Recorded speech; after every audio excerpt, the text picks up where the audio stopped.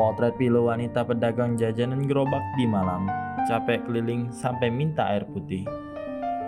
Jika masih sering mengeluh, sepertinya kamu bisa melihat salah satu video yang diunggah oleh akun TikTok Ade Septian untuk mengubah cara pandang tentang hidup dan lebih banyak bersyukur atas segala hal. Dalam unggahan berdurasi 36 detik itu, memperlihatkan potret seorang ibu-ibu yang menjadi pedagang keliling di kota Malang. Seperti yang terlihat, ibu-ibu tersebut menjual aneka jajanan ringan yang ia bawa dari gerobak dorong. Saat ibu-ibu itu dihampiri oleh si pemilik akun, ia tampak begitu kelelahan. Bahkan, wanita yang mengerjakan dagangannya di kawasan Sukun dan sekitarnya ini sampai terduduk lemas, bahkan meminta air minum milik si pemilik akun.